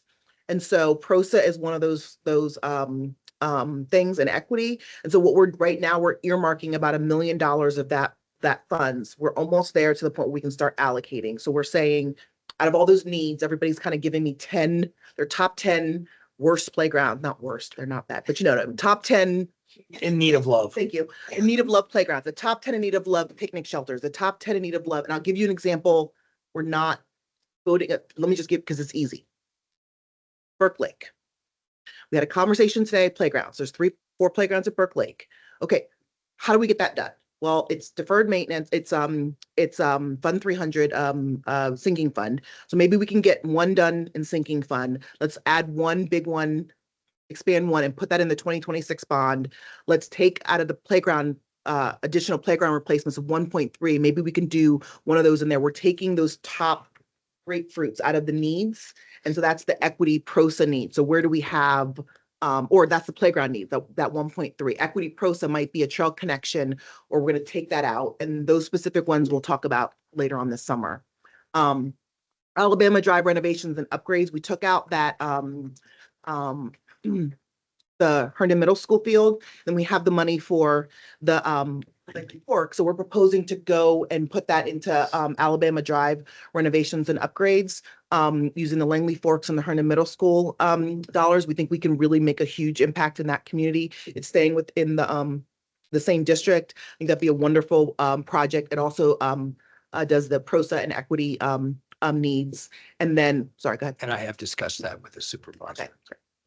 And then lastly, the turf field conversions. That's also a placeholder. We are looking at our turf fields around the county. And we think that it's a good exercise. We are assuming, again, as I'm a scientist, I want to look at data. We're assuming when we look at the turf fields around the county, the Mount Vernon is probably going to be the least. I don't want to say that until I've seen the GIS, but we're assuming that There's been some previous analysis to that. Yes. So we're going to tone down and see, is there a turf field conversion that we can do someplace for equity and whatever reasons at a cost of 1.5 million. So that's kind of how we're proposing that $10.5 million. Yes. Can we go a couple of slides back? Before you hit this one, I feel like one more. Go back. One more. Okay. I was imagining things. I apologize. Okay. So that's the proposal for getting, go ahead back here. Next slide, let's see where we're at. Okay, so that gets us to, yes. Sorry. So I didn't quite understand on the PROSA million. PROSA. So the idea is that's going to be money that's going to sort of be applied to projects like PROSA that are across the county, or what? Yeah, so right now, with our PROSA plan, one of the questions that I get often, sometimes from our chairman, but maybe from other people, is how are we going to implement PROSA? And we really need to make a dedicated effort. You're gonna get one here in about 30 seconds. Make a dedicated effort to fulfill some of that, either complete park experiences, access to parks. So we don't know what it is. So right now, sort of planning knows that we've got this money here, and they're gonna come to me and say, what are my top, give me the top $1.5 million of PROSA / equity things. What are the biggest bang for the buck? We put this trail segment in, I can open up 10-minute walk access to 10,000 people. I do X, and then we're gonna fill that up. We don't have that. I mean, they're literally working on it, but we needed to have this conversation first. So right now it's a placeholder, and I'd imagine what we're gonna do. Because Yes. before we're just using it. We as a would, program. correct. And we would And come we'll back come with a back scope and tell- approval correct. for every project that's. Correct. Yes. Can I ask a money question? Well, since we're on the topic of pros, just go back to the previous slide. See how I brought it up first? You want to get back? Yes, please, just one. So I could be super proactive, not reactive. So it's related to it, and it's a question that is general to all of these is my understanding of PROSA and how we're implementing is that would be a decision-making factor, Yes. not the only, but a decision-making Yes. factor and how we're doing everything. Okay, so yes, so when we're having the meet, and we're gonna do this in the next work session. In the next work session, we're gonna explain how we're starting to create these lists to populate a pond. And so when we're doing that, let's say it's John. Okay, it's like Allison is I'm just picking somebody, not sure, but not true. But Allison, let's say Allison is in charge of all of the picnic shelters. She is. She is. Oh, Allison is in charge of all the picnic shelters. Congratulations. Yeah. And so all of the subjects, we've been doing this for weeks and weeks. And so we have a schedule, we all sit in this room, and Allison as the picnic shelter sits here and she makes her case for, these are the top 10 picnic shelters that need to be done. In that, for each slide is the conditions assessment, PROSA analysis, costs, all of those things. And so she's making the case for this is why I made this my number one, because it would, or trails, Jim, this would open up for PROSA. So yes, that is absolutely a lens that we're That will using go for every into- single thing. That'll go into the thinking about how each of this 10.9 is spent.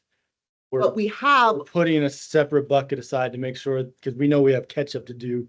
so in- out of those lists of Yep. all of the people coming in, there has risen to the top some really great opportunities for either equity or PROSA. Instead of waiting to populate that in the 2026 bond, we're saying, let's take $1 million. Let's grab some of those ones that they are identifying and Okay. let's do them between the 25 and 26. So we can get them off the board, open up stuff. And so we don't know what those are currently, but we will soon. Okay. Same thing with the turf conversion. We're estimating about 1.5 million.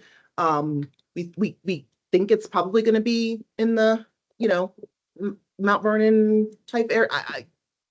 Someplace I know we have a lot in Drainsville, so I know it's probably not gonna be there, but I don't know where. The it- turf, where it but would the be. turf So- field analysis that was done a few years ago shows Yes, that was the area.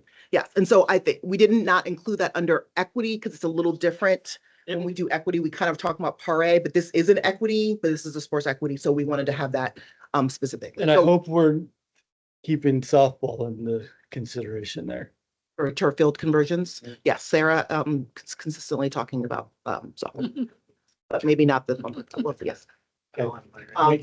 Okay, so that's the plan. I think we think that we hit pretty much everything. We think that this gets us to the place where we can start the 2026 bond. Ask another You money, know, money clean. question. Yes. So do you have $100 million sitting in the bank?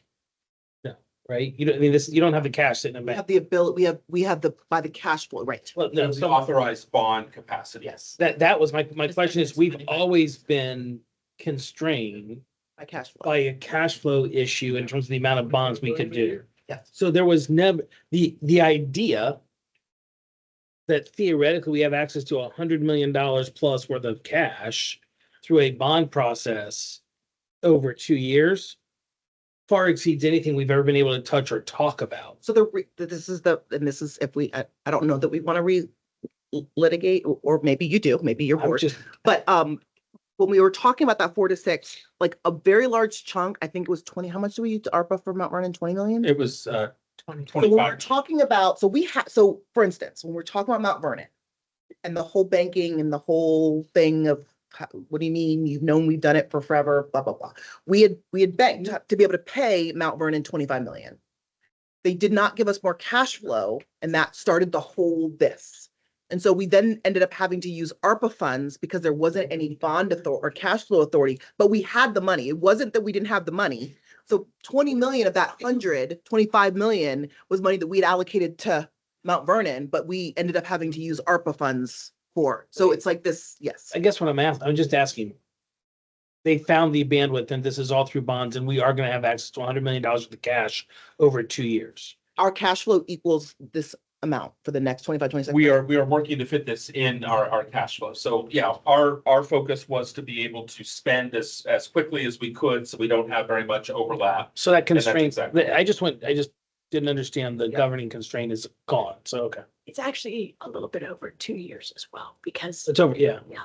And we don't. get Instead the of money for stretching out 26 money until halfway through. January, Right, February. yeah, so stretching it to 2030, getting it as early as possible. The 2020 money could be up to 10 years, but that doesn't work with all of our work.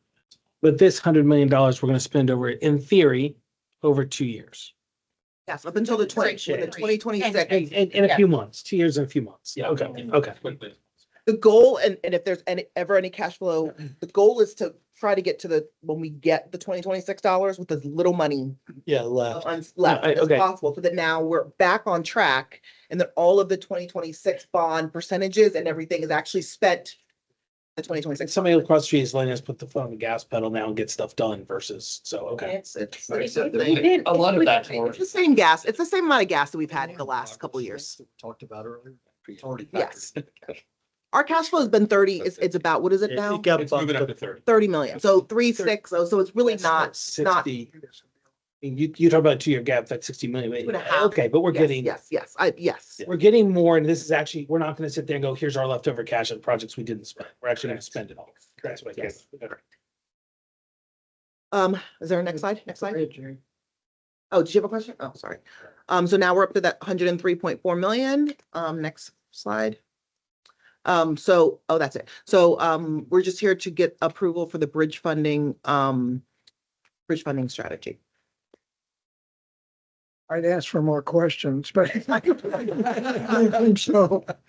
Is our consensus? Because all staff begged to do this themselves. I said, no, I got it. In approving this, are we approving the projects or does that come in a work plan amendment later? So you're approving the strategy, right? That we know to go through when we come The back with the categories. PROSA projects and the cash. So this is what I missed. The other thing that we're gonna be talking about in the 2026 bond strategy, we're gonna be talking about sort of how we're cleaning it up, and it's gonna be a lot more. One of my focuses is making sure that our work plan and cash flow are like this. So when we come to approve the work plan, it is the work plan. Let's say we have a cash flow of $30 million. It's $30 million of projects. We are tight because right now it's just willy-nilly. It's not really tied in. And so what we're gonna come in for is the work plan, just like we're gonna do in the 2026 for the cash flow. So we'll have more specifics about which playgrounds and as long as the strategy is So we're approving the strategy and we'll figure the rest out. right. Now, yes, strategy. And that's for the 10.9. Correct. The whole everything that how we did that. Right. So is there consensus to move this forward to the board? Yes. Yes. We said no. Okay. We still have 2 committee meetings. All right, thank you. You're welcome. You sure you don't want to stay on this No. subject? You get to be the next one. Okay, I presume there's nothing further for the planning development committee, so we have everybody adjourned. Yeah, budget. It should be 2 years ago about that. Okay, You missed. we'll call the budget committee to order. You're up. Thank you, Mr. Quincy. So this one will be an easy one. Thank you very much for this opportunity. As part of what Jay has been focusing on with this CIP strategy discussion that we just went through, as well as the one back in January, is making sure that we're funding all those needs that we have right now. So essentially what we're talking about here is Lake Fairfax. As I'm sure most of you remember, about 10 years ago, we did invest about $10 million in Lake Fairfax. And since then, We haven't really invested a lot until the last couple of years, as we've been putting money into the inline skate facility, as we've been putting money into the restrooms at the campsite. Also, we've been working on some water mine issues and a lot of issues with the dam and other items that you'll be hearing about at future meetings. So what we're talking about today is taking a look at the rest of the money that we have bond-wise for Lake Fairfax, and we're seeking approval to first, we'll show you how we've expended those funds that were in there to realize improvements according to the master plan, and then we'll be asking for approval to allocate them to some specific project areas. Next slide, please. So with that, so you can see we have a total of $825,779 for allocation. Of the total amount that we had available for Lake Fairfax bond, you can see we've come to the board and had the several different projects that they have been approved. And we have that $825,000 remaining there, including the $309,000 that had yet to be allocated. Next slide, please. So what we're proposing, after we've gone through an extensive effort with staff, we've identified these very specific areas to be able to allocate for those $825,000. There is additional work to be done on the dam. There's an annual, I guess an every 6-year assessment that has to be done. At the same time, there are some issues that we're expecting will be larger issues that will need to be dealt with the dam. There's some seepage that has been the focus of repairs, so that's $375,000. We've been looking then quite a bit at the water mine and how we can continue to refresh and upgrade where we can at the water mine. So you see fixture replacements. You also see really all of our lower level slides all need some significant repair and upgrade. So we don't have cracks and other things that really start to affect the structure.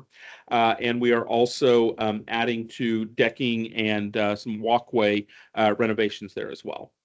So tonight, that's what we're seeking approval for, is to use the rest of what we have available there for these projects. A question about the dam.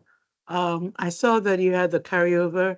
Was that because it wasn't sufficient, so you didn't even touch it? Yeah, so we brought that back and then put it all into the dam project. So really, in essence, we had $200,000 and then we're adding $175,000. Okay. But I'm like to have, as Tim knows, I like to have all of the numbers balance out appropriately. Yeah. Thank you. That's good. Other questions? Census to move this forward? Yes. It's an oversubscribed park. It's a lot of. Second best lakefront park in the county. Why are you looking at me like? Behind Lake Atkinson? Budget committee, Yes. everybody adjourned. Sarah's got a playground for you. I don't pay any mind to it. My mom always told me, consider the source. That's all you gotta do is consider the source of the information. You know when it pulls. I know she didn't say it. Yes, you do. She said- You're done, Ken? I'm done. All right. I've already adjourned. Oh, man, I missed that. Dr. Carter, you have a committee? Yes, and we've been having meetings and we are making great progress, as you will find out right now. Please carry on. Thank you, Allison Rankin, Management Analyst, was in the Director's Office, now in Park Operations. I have the honor of co-leading with Diane this year, the Ellie Doyle Park Service Awards team, and we're here to present to you our plans for the 2025 celebration. So first of all, let's go back and look. 2023 was the last time we held this event in person. It was the first year in person since before the pandemic. So it was a little interesting. There were a few challenges to that process, but we held a fantastic event. We had 34 nominations in the categories that we took nominations for. So for example, the Aiken Awards is nominated from the Park Foundation. Chairman's Choice Awards doesn't take public nominations. So that 34 is all the other categories. We had 33 awards presented across all of those categories, and we had approximately 200 people attend that in-person event. By all reports, it was a fantastic evening. Everybody seemed to enjoy it. I myself was not able to attend at the last minute, but I've got lots of favorable comments and reviews on the event. That's crystal clear. Yes. It was held at the Crystal View. The one, probably the biggest feedback we talked about here was the desire for having the event at a park authority site. So we'll talk about that further. What? So after hearing that feedback from the board, we sort of last year at 2024 event, we decided to sort of pause the program, consider some options and some ways that we could get that event on our property. In the meantime, our site volunteer managers really wanted to continue to recognize their site outstanding volunteers. So the team kind of bantered some ideas around. We came up with coordinating it with a summer concert series event at the government center. As you can see, we had picked the perfect date because we had perfect weather. 23 outstanding volunteers were recognized. 16 of those volunteers were able to attend. We had Chairman McKay came and spoke.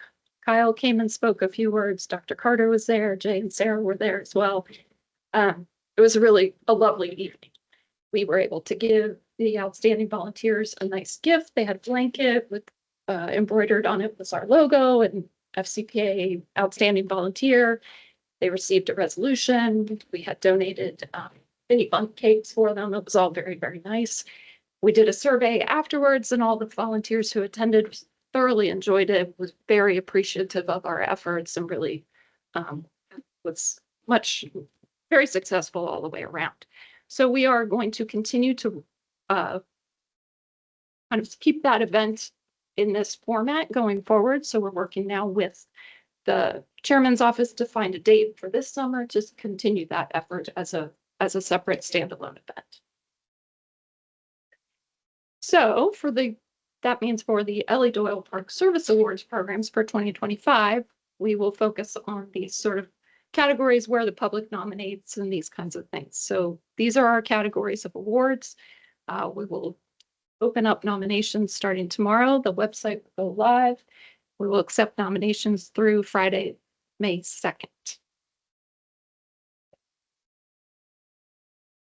So here's kind of our timeline going forward. Tomorrow, the information release will go out and be available on the website. We'll start accepting nominations. We'll send out a save the date notice at the end of this month to all of you, the Park Foundation Board, the Board of Supervisors, key stakeholders.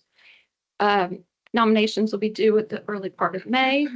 We'll turn those around, get them out to all of you to vote on the awards. At the board meeting on May 28th, we'll have a slate that you will vote on whether approving those award winners. We'll also bring the resolutions for the outstanding volunteers and the list of those names as well. Then we'll immediately go into sort of final event preparations. Obviously, we're already starting that process now, working through menus, ordering plaques, coordinating with speakers, all of those details that go into hosting an event like this. Then in June or July, probably early July, we'll see. We'll again host that outstanding volunteer night at a summer concert series. We're working with Chairman McKay's office now to pick a date, find something that works for him to attend. As soon as I have that date, we'll let you know as well.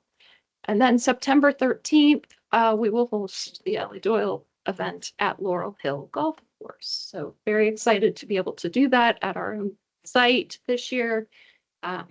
With the smaller event, we have a few more options available to us. So we should be able to fit nicely in there. Hopefully it'll be a nice evening and we can use some of the outdoor patio space as well. But we should be all set there. So very exciting. I have a question. What if the weather isn't good? We will fit inside if we need to do that. You have an Yeah. alternate. Yep. The weather isn't good, Allison will have failed. It'll go in her review, Well, we then we'll figure out something else to do. might get our rain jams. I'm just curious how that was. Yeah, we should be able They to do that every day at Laurel Hill. Yeah, it might be a little cozier that way, but we'll make it work. We're big on cozy. Exactly. We're all friends, right? So this is our sort of summary. We've got Dr. Carter serving again as the awards committee chair, and Tim as our vice chair, who are fantastic to work with and give us great feedback and guidance as we make suggestions and adjustments to the program. We do ask all of you to work on soliciting nominations as well. So reach out to your constituents, to the group that you work with. You all know lots of volunteers as well. So please make those connections to make sure people are aware that they can nominate volunteers for us. We will do a lot of outreach as well. We've got social media going, our website. We've got an information release ready to go tomorrow. We'll reach out to the friends groups, the board of supervisors, all of those places that we always do, but we need your support in that effort as well. If you have a group that you think of that you may not have a connection with, let me know and we'll reach out to them if you would like us to do that. So we need to solicit nominations. And again, the Park Foundation will be serving as a partner with us in this event.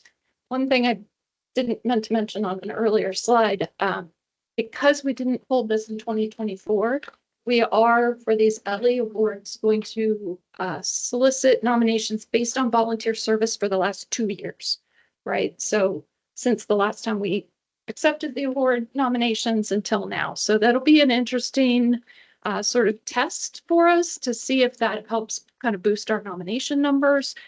Might go into some considerations we've talked in previously about potentially staggering some of the awards to allow for a longer cycle. This might help us give us some data points to consider those options.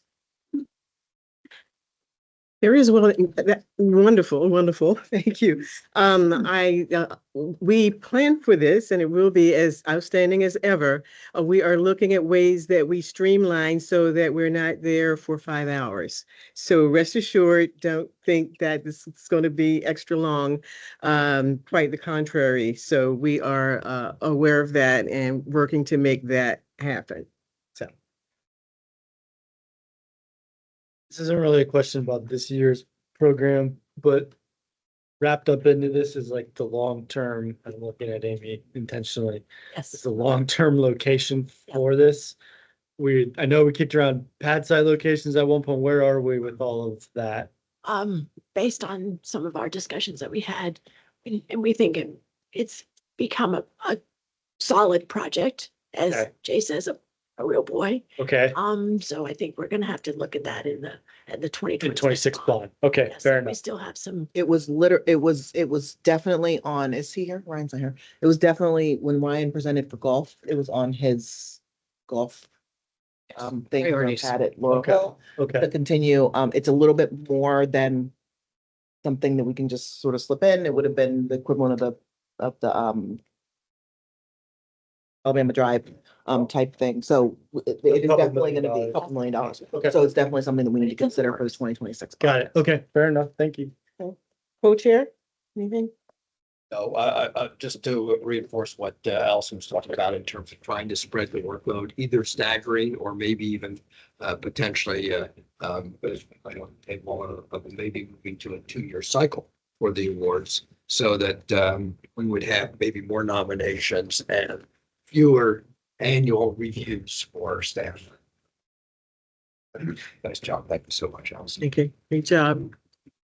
I do think shortening the program will have the effect of making it seem more special for the recipients, Yeah. that they're not one of many That's what we figured. and multiple programs too. If I may just embellish on that, one of the excellent suggestions that was made by someone on a recent call was to say, let's move away from videos and go with poster boards which describe the story, and that will significantly reduce the Right. time. So while we're mingling around, we can be reading. about Yes, the- exactly, right. And then the award winner could take the Board- board Board home with them at the end of the. Great month as well. ideas. Yeah. Great ideas. Lots of good ideas on this, Indeed. on the committee. Great team, that's why. Thank you. So-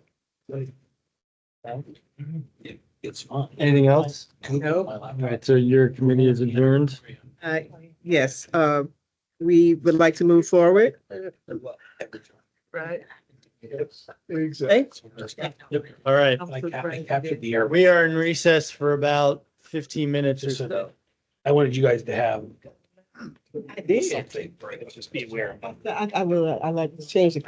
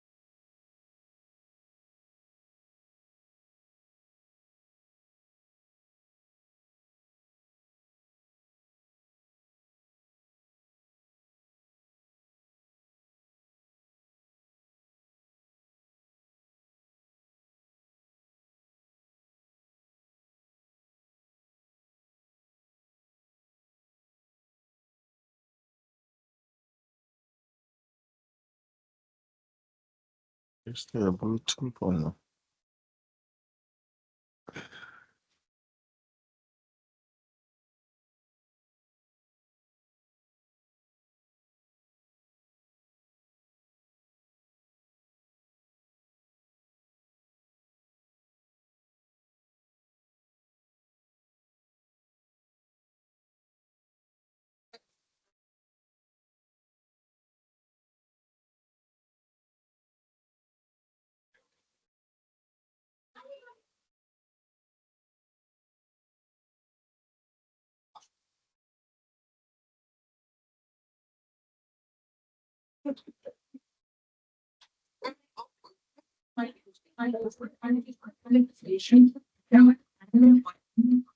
What's happening? So that's Sharon's done. Somebody said.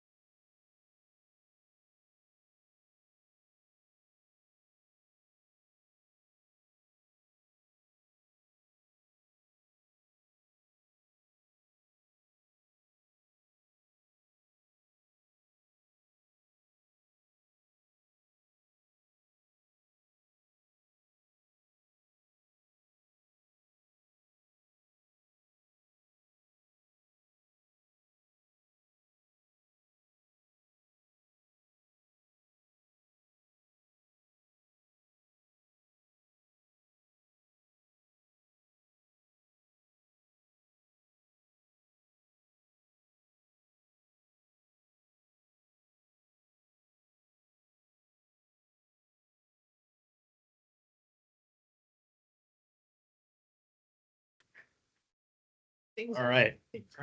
Get right into the administrative items. Administrative item 1 is the recommended adoption of the minutes of the February 26, 2025 Park Authority Board meeting. So move. A second? Second. Any discussion on this? All in favor? Aye. Any opposed? Motion carries. We have 2 action items tonight, both countywide. Action 1 is the recommended approval to use identified bond project balances for the identified work plan initiatives. Do I have a motion? Moved. Any discussion on this? All in favor? Aye. Any opposed? That motion carries. Action item number 2 is the recommended approval of the reallocation of funds originally allocated to Lake Fairfax improvements and the Lake Fairfax Inline Skate Park. So move. Any discussion? All in favor? Aye. Any opposed? All right, that motion carries. We got 5 info items tonight. Information 1 is the update on the park operations projects from July to December 2024. Information 2 is the FY 2025 second quarter budget review, Fund 10001 in the general fund. Information 3 is the FY 2025 second quarter budget review, Fund 80000 Park Services Revenue and Operating Fund. Information 4 is the FY 2026 proposed budget, and info 5 is the Park Development Division quarterly status report. All of these were presented to and reviewed by the Park Authority Board during committee meetings held on February 26th of this year. Chairman's matters, just a couple things tonight. We had a good Federation meeting last week. Tim, Ken, Mike, Rick, thank you all for being there. We had a good turnout. I think good discussion, good questions. People were definitely worried about the budget this year, that's for sure. Speaking of, some of you should have seen meetings with Board of Supervisors members start to come through. We're working on scheduling them between now and before the public hearings. So more will be coming through, but I think I've seen, I don't know, maybe 5 or 6 at this point. And the only other thing I'll just point out, 2 things. One thing I'll point out is joint meeting with the Board of Supervisors. Again, just remember, May 20 at 3 p.m. And then at your seats last week and passed around via email were the updated standing committees and liaison assignments for Park Authority Board for the next 12 months. And I got to ratify that tonight. All right. So I guess, do I ask for a vote? I don't even remember. Okay. So I'd move the slate as it is here. I second. Second, all in favor? Aye. Any opposed? All right, and that motion carries, and that's all I have.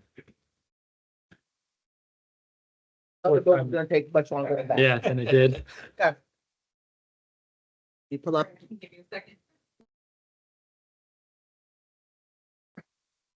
Oh, that was no time now. Hold on. Okay. First slide. Nope.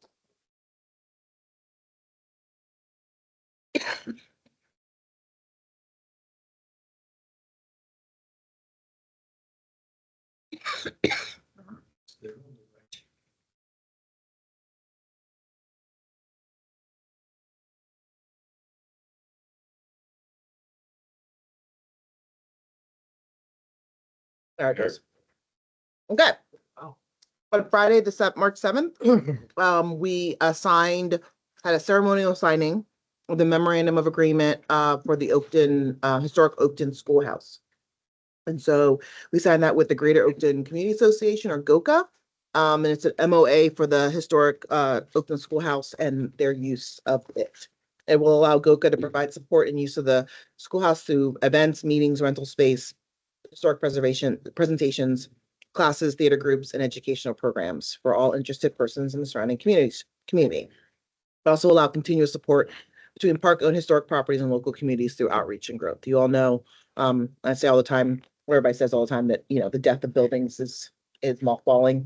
This is a really good use of being able to get people into them and be able to see them. One-room schoolhouses are really cool. You've never seen one. Next slide. With our first burns of the year. At Lake Fairfax and Eleanor C. Lawrence, we burned 7 acres of meadow.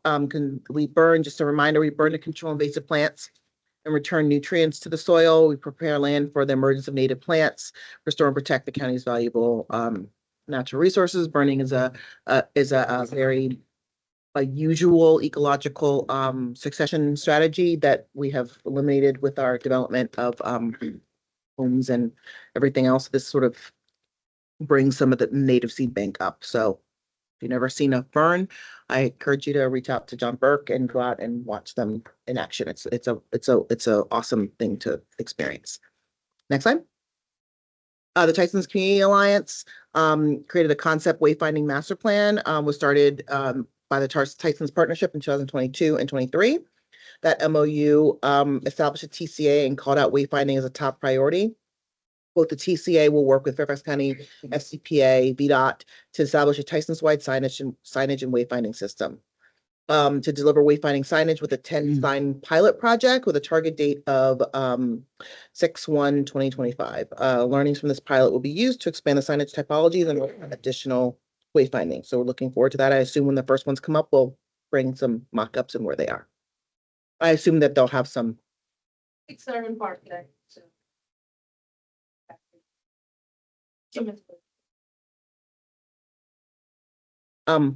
Next slide. So on March the 5th, I testified on our 2026 to 2030 advertised CIP. We talked about sort of our strategy moving forward, how we're starting to implement the how we're starting. Do you like my parks thing? Yes, I did. Yeah. See that one? I did too. It makes up for the bag of rocks that everybody hates. One of the things that I focus on, and we can, if you're interested, maybe when we send out, we can send because it was a 7-hour long endeavor. I think that it ended at like 11 or 12 o'clock. I mean, I don't think I was done till 10:45-ish. So we can send the link with the time to go to watch so that anybody wants to watch it cannot waste their time with the 20-hour endeavor. But one of the things if they're watching the tape, you started around 9:40. 9:40, okay. One of the things that I focused on is sort of explaining how we're utilizing a lot of the tools that we've created, planning tools like PROSA, our historic CIP mapping tools, conditions assessments, to really be able to prioritize and be thoughtful and data-driven in how we're spending our limited resources. Next slide. Okay. Adapted swim meet at Oak Mont Rec Center on Saturday, March 1st. These are really awesome events for our adaptive swim program. Our meets, how often do we have our meets? You know, I put you on the spot. I don't know. This is once a year. Okay. This one is once a year. It is really a wonderful program to see. We had a video on it. Somebody got a bit, we did a video with Channel 16 last year. Was really, awesome and heartwarming to see how much the folks that participate in this, how much fun that they have. Okay. As Kyle mentioned, we had our Federation of Friends spring meeting. That was March the 3rd. These are a list of some of the groups that came up. We did have a very large focus on the budget and answering some questions specifically about the budget reductions exercise. Turned out really good questions. Everybody is very focused on the budget. Next slide. As promised again, these are some of the upcoming events that we have going on between now and the next PAB meeting. We have our needs assessment, a virtual public meeting is going to be on March the 19th, 6:30 to 7:30. On the 20th, we're having a public meeting on the Olander and Margaret Banks Park, proposal to demo the house and put up a picnic shelter there. That's in person at Richard Byrd Library. Another needs assessment workshop on the 22nd at Franconia. This one's at Franconia Rec Center. We have the McLean Central Park ribbon cutting Saturday, March the 29th. Bluebells on the Bend is going to be celebrated on April the 5th. April 26th is our yearly Earth Day celebration at Sully Historic Site. There's a list of things I highly encourage. If anybody's never been, I highly encourage you to come to Earth Day. So it's the biggest event that we have. Last year it was about 7,000 people. If it's a nice day, it'll be 7,000 people. This event is, staff have worked on this all year long. Just the logistics to park for 7,000 people by itself is a Herculean effort. It is not Fairfax County Park Authority's Earth Day. It is the county's Earth Day. And so the FCDOT, it is an enormous, all parts of Sully that you can see is going to have some sort of kiosk event thing. It is a wonderful event that I highly encourage. If you're going to come, let us know. We can schedule, we can send you sort of the run of the show so you're not sort of lost in the 7,000 people complex of when the best time to sort of show up if you want to watch any of the stuff that's happening. Huntley's 50th anniversary, Wetland Awareness Day is on Sunday, March 4th. Wetland Awareness Day is, in my opinion, as I'm just going, one of the more unique site-specific events because it's not site-specific. So it's FCPA celebrating all of Wetness Awareness Day at Huntley Meadows. But unlike a lot of times when you go to Hidden Oaks or whatever it is, there's a key, Hidden Oaks will have a tent and Hidden Pond will have a tent. And the DNR, what's the Virginia DNR? DEQ, whatever. The state will have every entity, state, federal, they still exist, and local will have some sort of presence. A lot of them have presence. So it's nice to walk down from the visitor center to the wetland and you just stop and you just talk to people and learn about what the state does for beaver and what the hidden Oaks. So it's a really interesting thing if you want to celebrate Wetlands Awareness Day. And then lastly, Asian American and Pacific Islander Heritage Festivals at 12 p.m. at Mason District Park on Saturday, May 10th. If it's not obvious, spring has sprung. All of our events are starting in earnest. So March is going to, starting to be busy, and then April will be busier, and so forth and so on. The markets, farmers markets, I can't believe it seems like they just ended. I can't believe we're about to start. I just feel like we just had the closing bells, but the farmers markets are starting back up for 2025. This is the schedule of when they ringing the bell to open them up, starting at Mount Vernon Farmers Market, April the 16th, and moving through that week and the next to open all of the other farmers markets. So it's very exciting.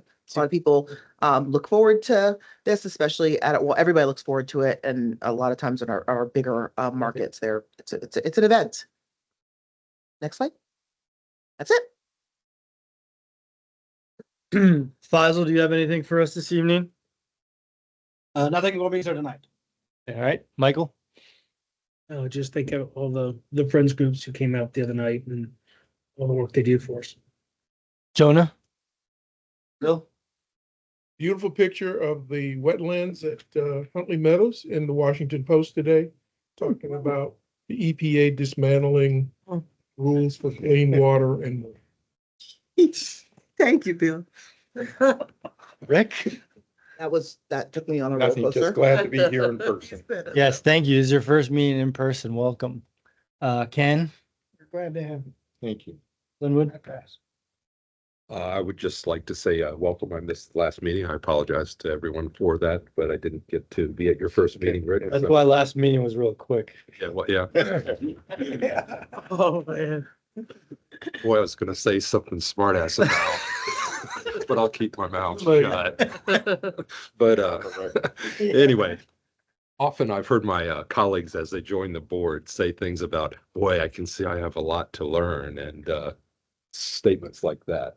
So I just want to let you know, Rick, I was told that when I came that I had a lot to learn. I totally reject that premise. And I really, truly encourage you to say anything that pops in your head about our meetings. Your fresh perspective is extremely important to us all. Thank you for being here. Abena.